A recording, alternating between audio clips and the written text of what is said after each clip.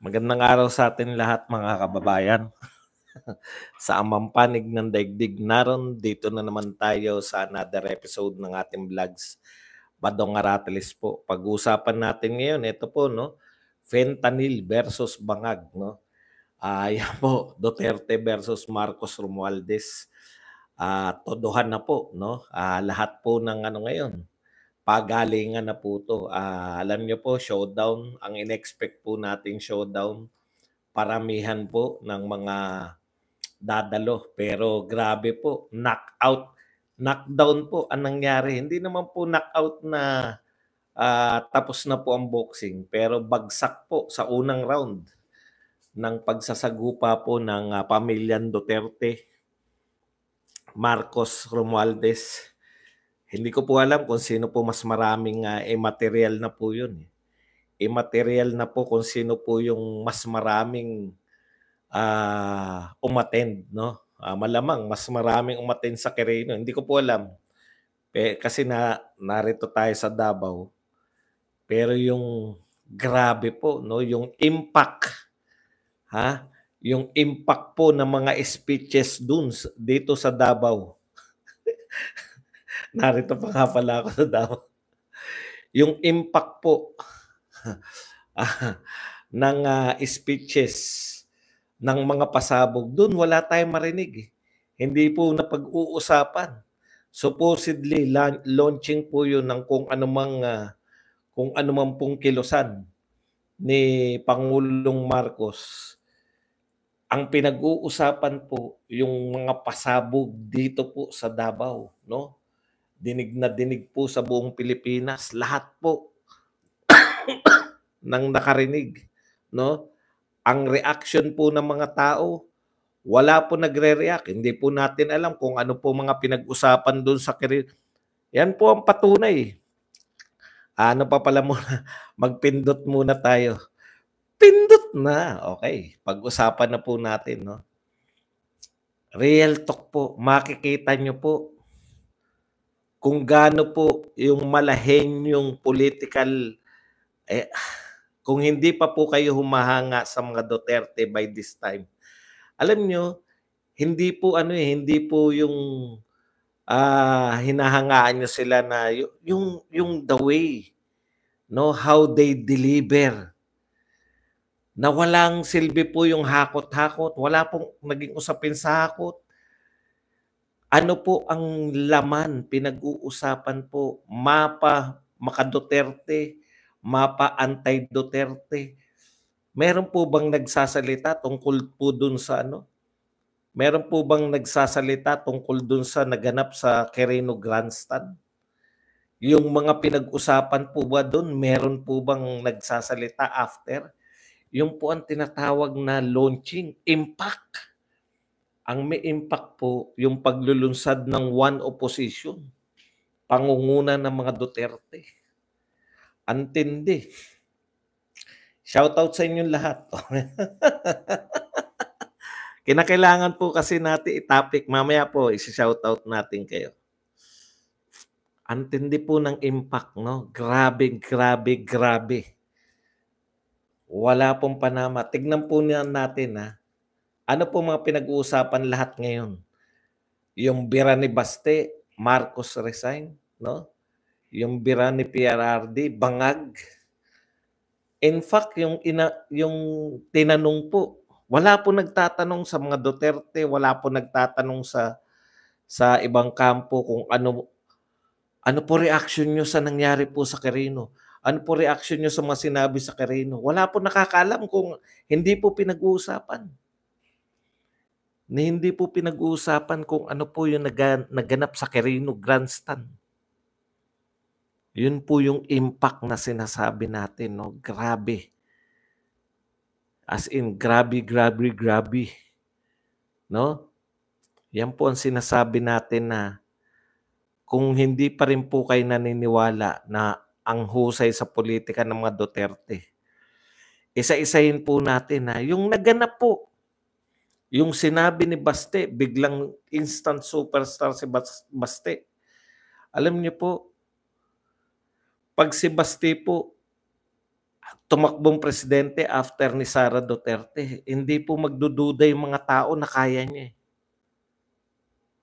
Kahit na ano pong sabihin yung pangangantyaw sa mga Duterte, hindi niyo po mapapantayan yung impact ng ginawa nila. Isang araw lang po yan.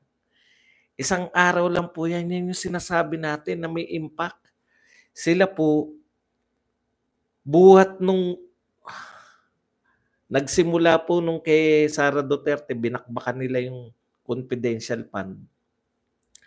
Buhat po nung binakbakan nila yung confidential fund, hindi na po sila tumigil.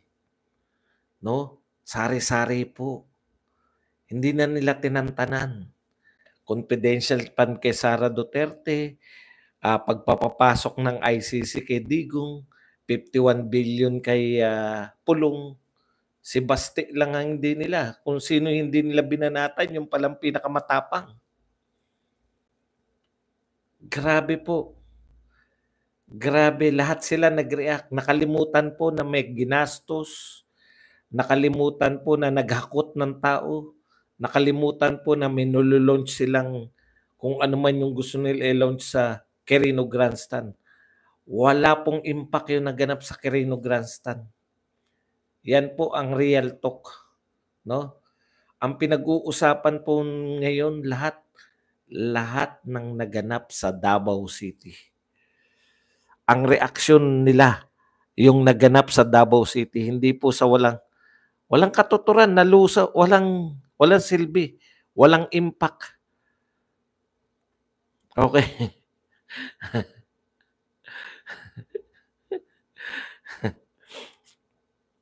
Pati po yung fentanyl, kinakailangan nilang sagutin, eh. Di ba? Kinakailangan nila magkaroon ng sagot. Ang naisip nila pinakamabisang sagot, fentanyl.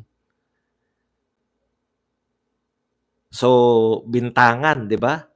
May binibintang, alam po ninyo, talon-talo po kayo. Ang eventually, ang magpapasya po ng lahat, ha? Alam niyo po kung sino po magpapasya ng lahat? Yung mamamayang Pilipino. Yan. Yan ang katotohanan. Yung mamamayang, alam niyo po kung paano ko natitiyak na eto kusa. Iba kasi yung kusa, eh. Kusa kami, wala kaming nakita niyo naman tong kwarto ko. Yung ibang mga vlogger nakauwi na. Talagang kanya-kanyang ano yan, sa pronouncement. Pupunta kayo doon, magpaparegister kayo, sarili nyong hotel, sarili nyong gastos, sarili nyong pamasahe. Yun po yun, eh. Pero ang dami po. Pati po sa barangay. Kaya nga po, libreng tatak lang yung kayang ibigay nung nung mga taga City Hall. Libreng tatak lang po ng t-shirt. Magdala po kayo ng t-shirt. Wala silang pampa-t-shirt. Libreng tatak lang. Pero dinagsa pa rin.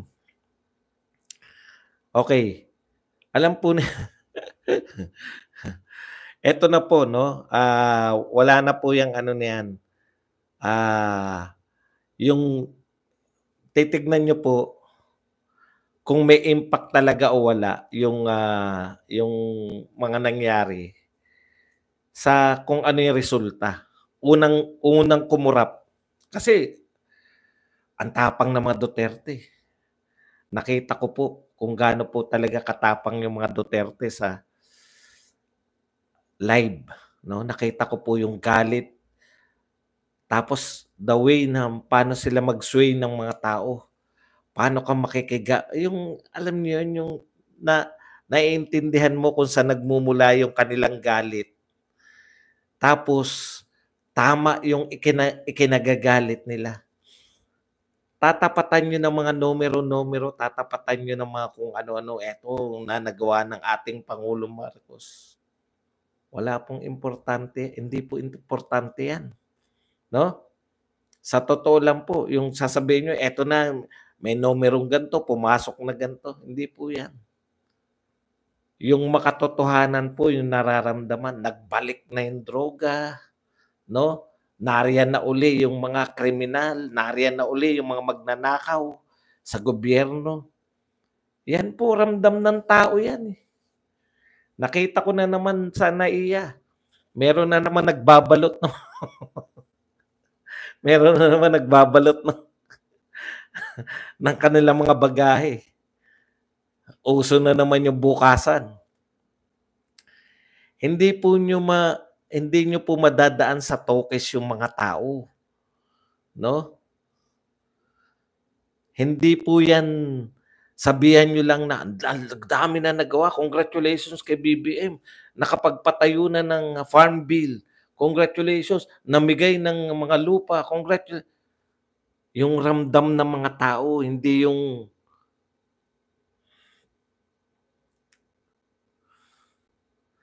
alam nyo, yung sinabi ni Baste na yun ang pinag-uusapan. Yung sinabi ni PRRD na bangag, meron tayong adik na Pangulo. Yan na po ang pinag-uusapan.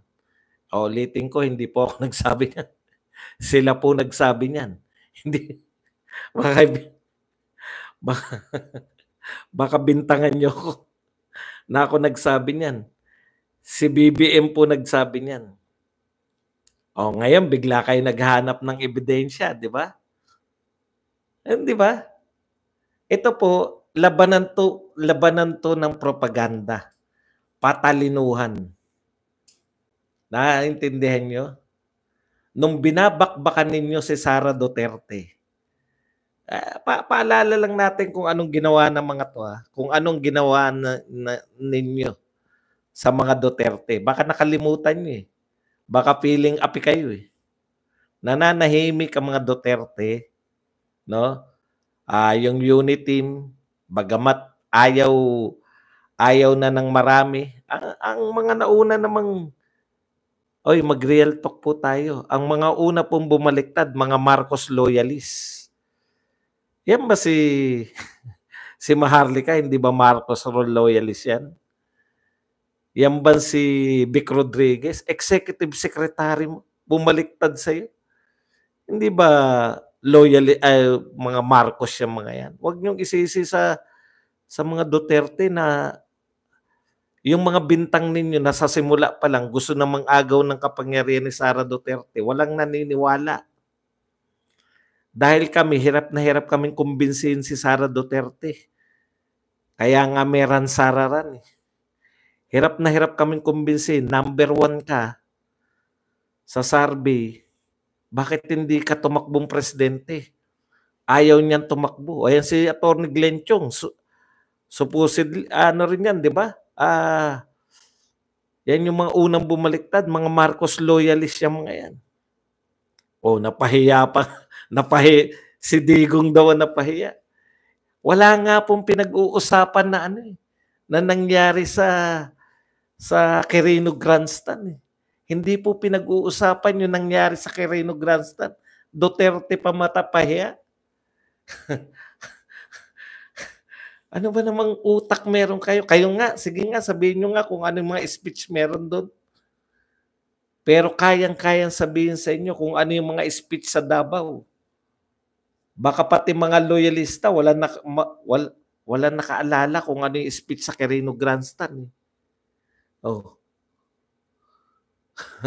Magtapatan tayo, sasabihin nyo, napahiya ang mga Duterte. Alam ng tao yung mga speech dito sa Davao City. Diyan sa Quirino Grandstand, may natandaan pa, miski yung mga loyalista. Baka nga hindi kayo nanood eh. Dahil tinamad kayo. Mag-real talk tayo. Nanood ba kayo o kay PRRD kayo nanood? Kay Duterte kayo nanood o dun sa Luneta?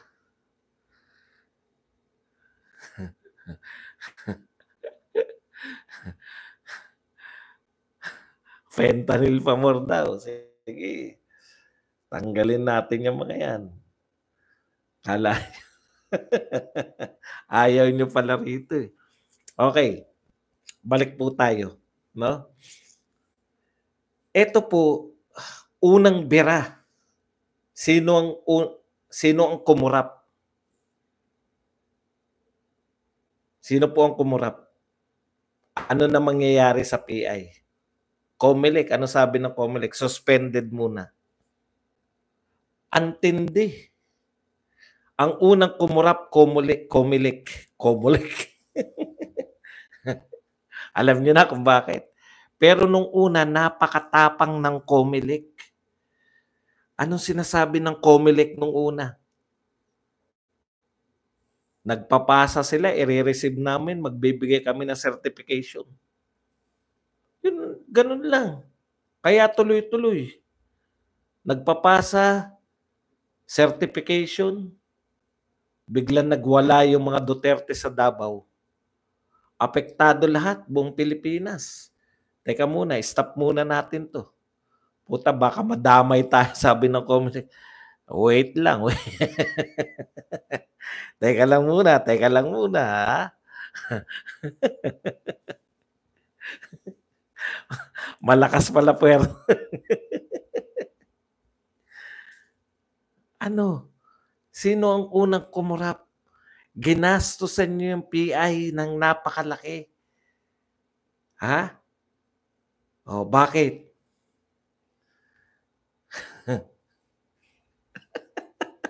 O, dinig na dinig yun. Tama si Caitlyn, tama. Ginastusan niyo ng malaki yung PI.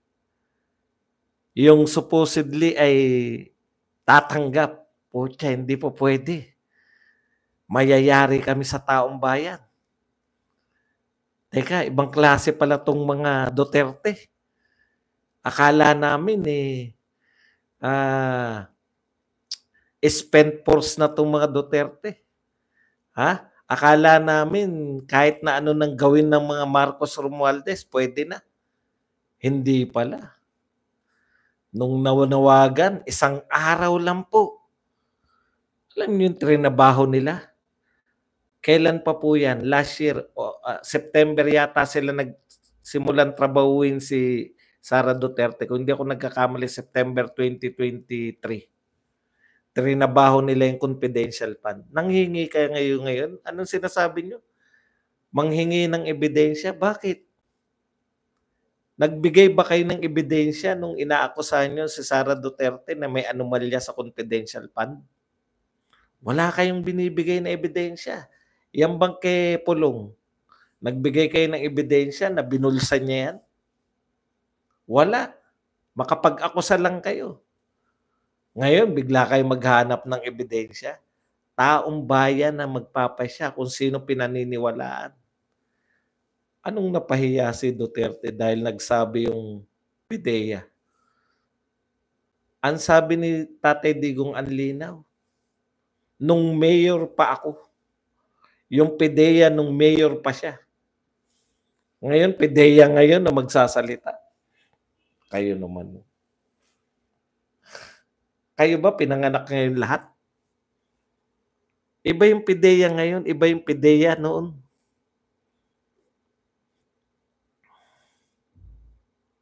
Durog kayo ngayon. Comelec, bumigay. Stop muna. Ang gusto nyo siguro, no? I-railroad. Nakakatawa po kanina. Gusto nilang gawing malaking issue. Ha? Yung hindi pagpansin ni Lisa Romualdez. Pinagtatawanan ng mga nasa Twitter na Marcos loyalist. Hindi raw pinansin si Sara Duterte. Ano ngayon? Hindi ba tirang pikon yun? Ang itanim nyo, bakit naroon si Sara Duterte at naghatid?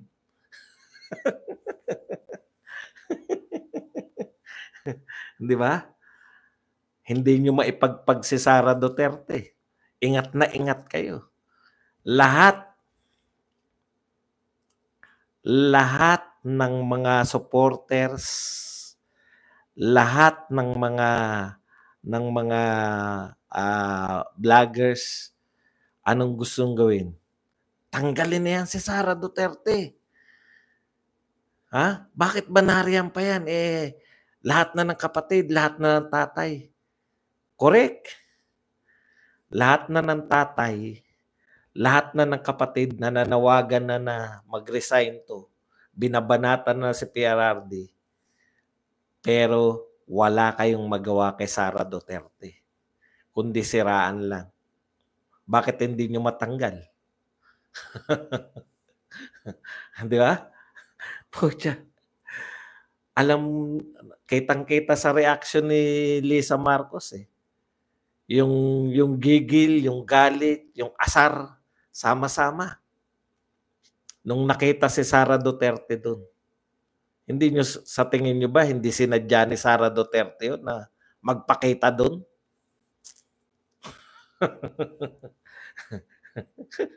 Ano ba? Ano tayo? Political ano tayo? Banatan tayo sa politika? Political chessboard ang Pilipinas? Sige. Kala nyo magagaling kayo? Ano nangyari doon sa... Ito po ang sukatan ko eh. Unang bira. Ano nangyari doon sa ginastusan nyo sa Quirino? Pinag-uusapan ba yung nangyari sa Quirino Grandstand? Ni isang salita doon, walang binabanggit sa mga dyaryo eh. Akala nyo siguro, maghakot lang kayo. Yun ang pinakamalaki yung pagkakamali. Tinapatan nyo yun. Tinapatan nyo. Maaring mas marami kayong nahakot. Kasi hindi naman naghakot tong mga Duterte. In fact, marami pong hindi nakapasok doon. Doon po sa aming seminar ng mga leaders ni Duterte, marami pong hindi nakapasok. Dahil lang sa wala silang pangalan na yung venue po ay sobra-sobra.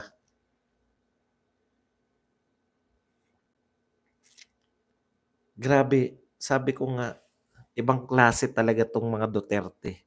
Ano po nangyari sa Quirino? May nag-uusap po ba sa mga sinabi sa Quirino? Sa Quirino Grandstand? Wala pong epekto yan.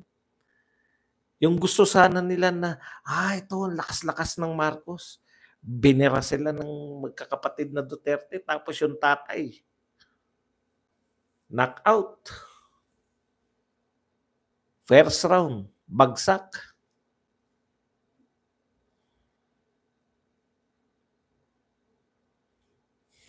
Tapos si Tambi ngayon, nawala na yung pangisi-ngisi ni Tambi tuwing iba itsura ni Tambi ngayon, nasabon siguro ng mga Marcos. Kung ano-ano kasi pinaggagawa mo. Ngayon, mukhang tameme si Tambi ngayon. Nawala na yung di ba pag ini-interview yan, akala mo yung napakataas niyang tao na kayang-kaya niya lahat. Magtrabaho kasi kayo dyan sa Senado. Senado binibira niya na magtrabaho. Yung Duterte, hindi niyo mabira. Pakita kayo ng ebidensya. Bakit, Tambi? Nagpakita ba kayo ng ebidensya na may katiwalian sa confidential fund? Wala naman, tinanggal nyo lang. At napahiya si Sara Duterte. Nagpakita ba kayo ng ebidensya na may katiwalian sa 51 billion? Wala naman, pinakalat nyo lang para may pantira kayo. Nagpakita ba kayo ng ebidensya? Bakit nyo inimbitahan yung ICC? Anong purpose ng pag-imbita nyo sa ICC? To show fairness? Hindi. Para ipakulong si Duterte. Si Duterte lang naman may kaso. Yung sunod-sunod yung ginawa, simula Setyembre hanggang kay pulong na 51 billion, isang araw lang tinapatan ng mga Duterte. Yun ang tinatawag na impact. Yun ang tinatawag na genius move. Sa totoo lang, yung bira ninyo sa mga Duterte na napakahaba na, walang epekto eh. Sino number 1? Sa presidential survey, Sara Duterte. Nakahabol na nga yan si naungusan na nga ni Tulfo. Wala na rin si Tulfo ngayon. Iniiwan na rin ni Sara Duterte. Yan, bago pa sila bumira, bago pa bumira yung mga Duterte. Ngayon, expect nyo gaano nakataas sa rating susunod yung mga Duterte. Sasabihin nyo, kala nyo effective yung fentanyl sa mga utak nyo, mga supporter. Kasi kinakailangan yung may paliwanag. Bakit? O sa totoo lang, kayo, mga supporter, 'di ba gusto niyo nang ipakulong si Digong? Kasi sedisyon. Sige nga, subukan niyo ngang hulihin.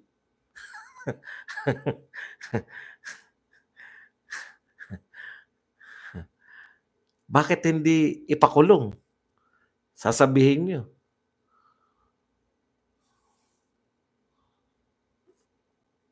Bakit hindi niyo wala kayong magagawa sa mga Duterte? Hindi niyo ba naisip na baka sinadya ni Digong yan? Hindi niyo kayang isipin yung iniisip nila, eh. Advance sila mag-isip lahat, eh, 'di ba? Habang pinagre-resign, tignan niyo si Sara Duterte. Kung papaano niya siya magsalita, papaano niyo bibirahin na naman si Sara Duterte. Habang umaatake ang kanyang mga kapatid, wala kayong magagawa, pinagtatanggol ako. Yung sinasabi ni Sara Duterte dahil kagagawan niyo rin yan. Pero ayaw ko mag-resign si BBM. Pero kayo, tinanggap na ninyo, People's Initiative, no? Tinatawanan lang ba? O di ayos.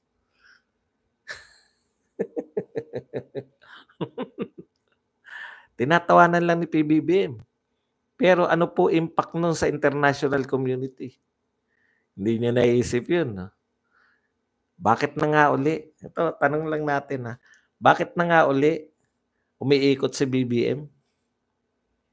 Bakit na nga uli? Kaya umiikot si BBM. Walang impact sa inyo yan kasi mahina kukote nyo eh. Talagang walang impact yan kasi mahina kukote nyo.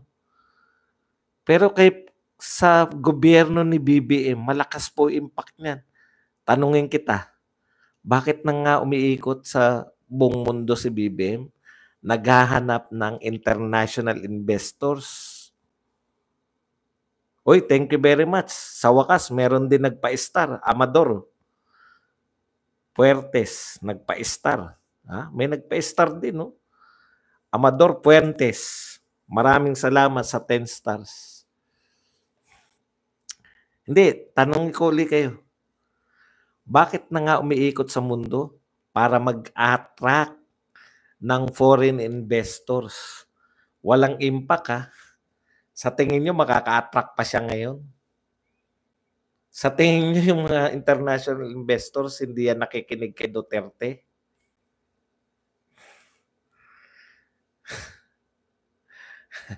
Isip-isip kasi kayo. Akala nyo, thank you very much kay Lucia Pert na nagbigay po sa atin ng 50 stars. Yan, si Lucia Pert.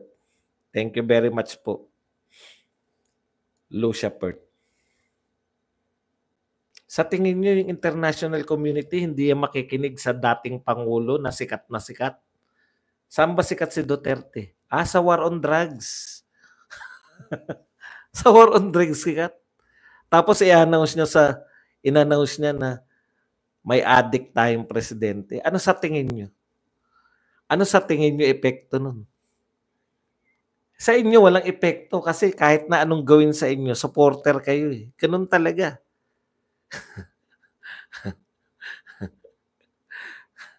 Di ba?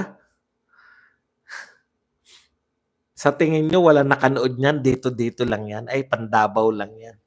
Bawal yan panoorin sa ibang bansa. Yun sa tingin nyo? Real talk tayo naman. No? Mag-real talk tayo. Alam nyo, lahat ginagawa nitong administrasyon na to kasi wala nang pumapasok eh. Tokis-tokis lang nila yung mga pangako na pumapasok. Rowena Cruz Llamera, thank you very much sa 50 stars. Tama, sikat po talaga siya sa war on drugs. Kaya pag sinabi niya na yung Pangulo ngayon, sa tingin niyo hindi siya paniniwalaan ng ibang bansa? Kayo naman.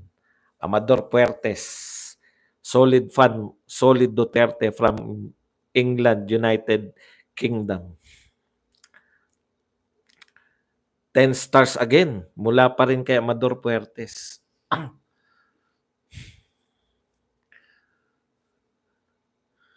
O, kahit hindi nyo po aminin, ito lang po ang tanong ko sa inyo. Kasi inano ko yan, yung showdown eh. Nung Sabado yan yung topic ko, showdown bukas. Sino nagwagi sa unang showdown? Ako, binugbog tayo ni Amador Puertes ng stars. Ang nanalo po talaga, wag na tayo magkunwarian. Kaya kayo naggaganyan, kaya may rally. Para may impact. May impact po ba yung Quirino Grandstand? Baka nga kahit kayong mga loyalist, magsabi nga kayo kung ano pinag-usapan doon. Baka nga pati kayo. Baka nga pati kayo, dito kayo nanood kay PRRD. Anong impact daw? Sinabi ko na nga eh. Pero kung mahina ka umintindi, ano daw impact? The mere fact na pinag-uusapan yung mga sinabi ni Baste, ni PRRD, ni Pulong. Thank you very much kay sino ba to? LG na nagbigay sa atin ng 50. Yan. Add na natin siya as moderator. At thank you very much kay Nancy Solomon.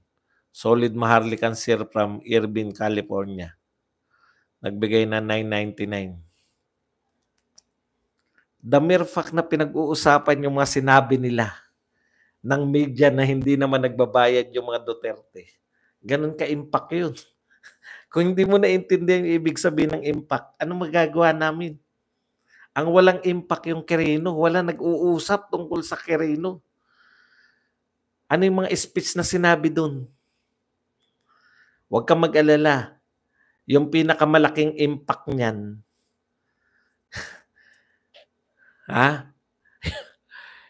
mag-abang ka ng maipagmamalaking foreign investors. Daprex, thank you very much sa $99. Amador Puertes, thank you very much sa $75. 75 stars pala. Ang dami na stars nito ni Amador Puertes. Daprex, 99 stars. Sino kaya pupunta bukas sa investigasyon? Ano po yung investigasyon? Nakakatawa, walang ebidensya daw. Trolls. Nataranta po lahat eh. Ngayon, isa pang ulitin ko lang yung impact, baka nakaligtaan niya. Ang impact po niyan, ito na, sagutin kita. Dahan-dahanin lang natin, mukhang mahina umintindi dito si Clint. Clint, ang balita, hindi na itutuloy ng COMELEC yung pagtanggap ng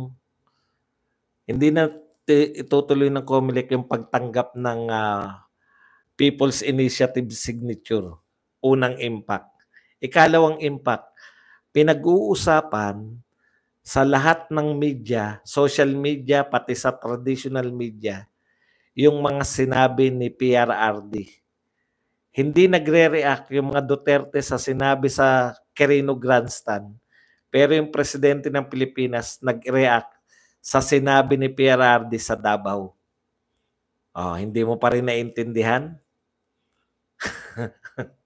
Yung impact? Wala ni isang Duterte vlogger ang nagsasalita tungkol sa naganap sa Quirino Grandstand. Wala ni isa, ewan ko kung mayroong BBM vlogger.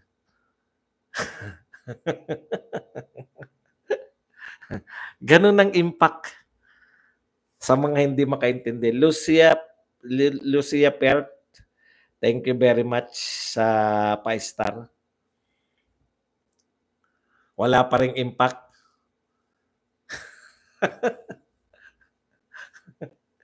Puta, doon pa lang eh. Mahina talaga eh. Pasensya na kayo. May kakulangan talaga sila dito eh. Naghahanap pa na impact eh. Pinatigil na nga yung pagtanggap ng ng signature eh. Yun ang impact nun.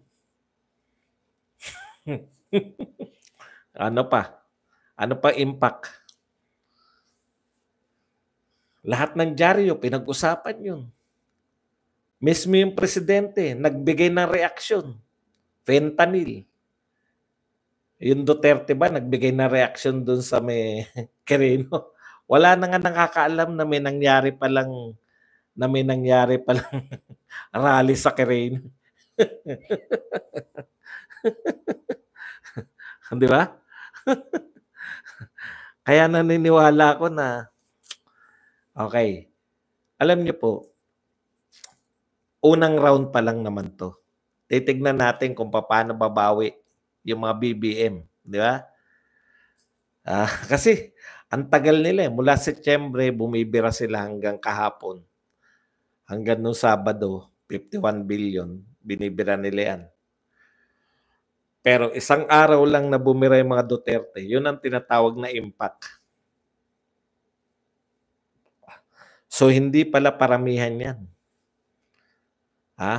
Palakasan na impact. Uy, hindi natin Lori Bitana, thank you very much sa 27 Canadian dollars na pangkape. Lori Britannia. Yan. Ito pa, meron pa isa. Teka lang ano natin yung nagpakape Susaku Rukawa, 500 pesos. Thank you very much sa mga nagpapakape. Okay. So first round po sa political maneuvers ng bawat panig. Alam natin, no? Alam natin ngayon yung mga pagsusuri nito ni Abe na yung tunay na opposition, hanggang ngayon tunay na opposition eh. Yung dilawan sa kanya eh. Real talk po. Umiepal pa rin yung mga dilawan. Alam niyo mga dilawan, papayuhan ko kayo. Kasi mukhang nagasta na lahat ng utak niyo.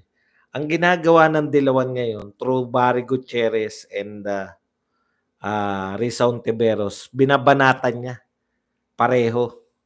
Akala ko ba unity ang panawagan nyo? Bakit nagbabanatan kayo? Bugok talaga eh.